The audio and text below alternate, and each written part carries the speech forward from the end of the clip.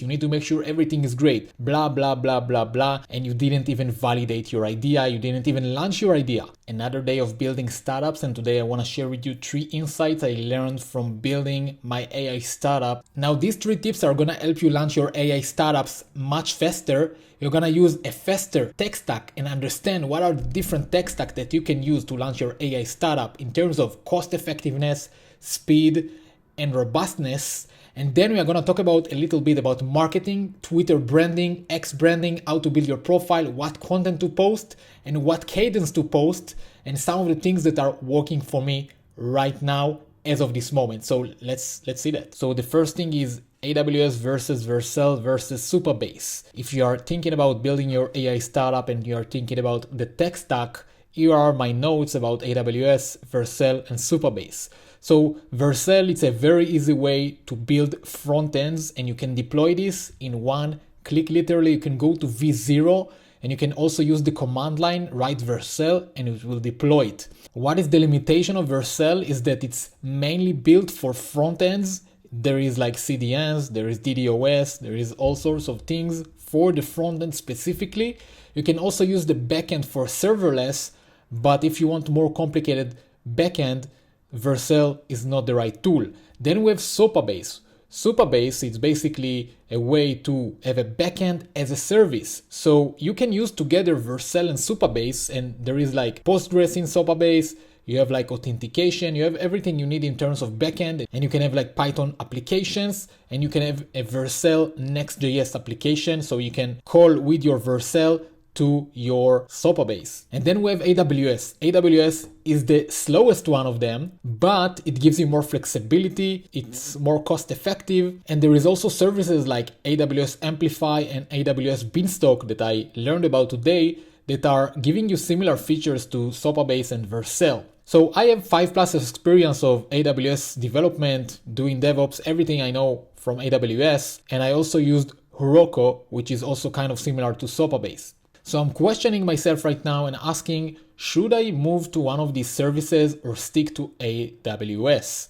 And it's a great question because AWS is very slow. There is a lot of headaches, a lot of things to do on the back end. It's breaking a lot. You need to make it work. Once it's working, it's pretty robust, it's pretty scalable, and it's pretty cost efficient. But the speed here matters a lot. So what I'm doing right now is, and which takes me time, is I'm building the launch engine. The launch engine is basically a way to build backend, frontend, database, AI agents, AI workflows in one single place. Of course, it's not going to be scalable, but it's amazing for MVPs. So when I'm building AI startups, I'm going to use this launch engine. I'm going to validate my ideas and over time scale them. So it's going to take me more time to build this engine, but once I do it, I kind of get the same things as SuperBase, right? So I can take this AWS, I can take my launch engine, and I can take Cursor AI, and together, backend, frontend, database, everything in one place, I can code much faster. So short term, maybe it will take me more time, but long term, I will not need to switch tech stacks in the future, and I don't need to learn new tech stacks. Now, I also seen this video from Simon Hoiberg on YouTube, which talks about specifically that case. He said that he used like SuperBase and these other services, and he says that at some point it's not cost effective, at some point they are breaking, they are not so robust, and at the end of the day, SuperBase and all these other services are built in their backend on AWS. It is nice that you have like a DevOps doing all the work for you, but at some point you will need to use AWS. What happened to me when I used Heroku is that at some point it was working for the server, but still I had to come up with some GPU. So where do I go? I go to AWS to come up with GPUs. So regardless of what I use for the server and front end, I still need to have some knowledge in AWS to launch some services, AI, models, whatever it is. So these skills are always handy. The next thing is that you don't need more than an hero section. And let me explain. So right now I'm building this tool,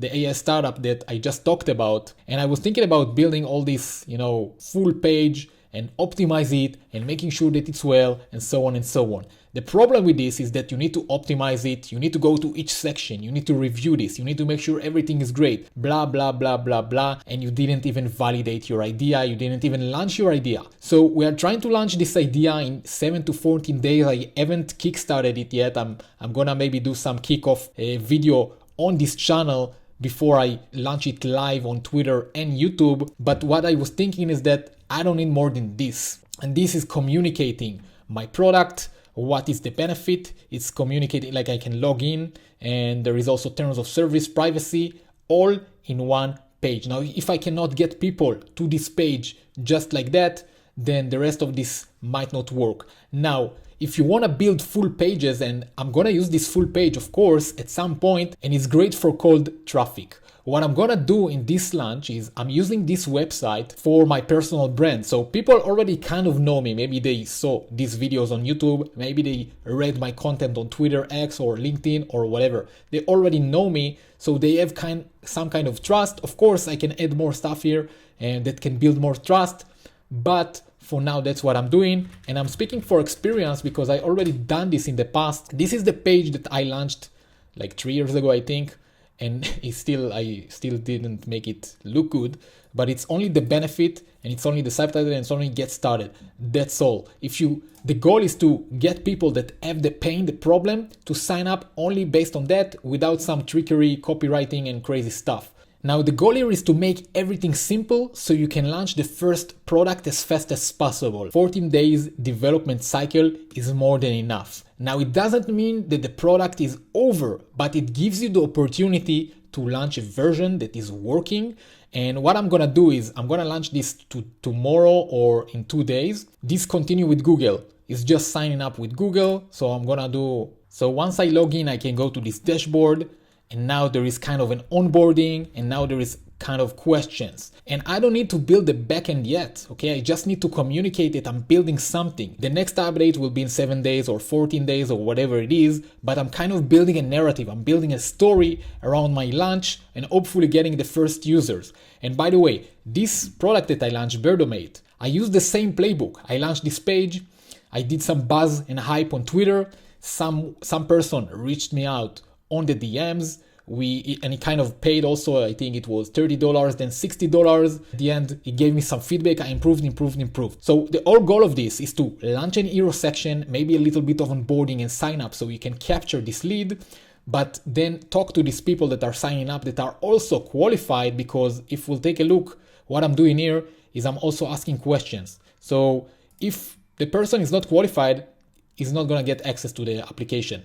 Mainly because I don't want to allocate resources to people that are not qualified and just curious, because there is a lot of people online that are just curious and just want to see how things are working. But what I do want is I want to build this product for people that actually have the pain that I'm solving. So once I'm building some hype and doing all these things, I'm hoping to get one user, that's all, and improve this for them. Then over time, improve this for more people, get some social proof, get the ball rolling, and have something that I can iterate on. The goal is to iterate on this, not launch something perfect. And the last thing I want to talk about is posting more. So I started doing this experiment on Twitter. Yes, my profile is a little bit warmed up and so on, but I started doing this experiment of posting 5 to 10 tweets a day, and the results are coming. So I get more impressions, I get more views, more followers, and the stats are just saying tweet more. Of course, not all of my tweets are great, and some of them are huge garbage.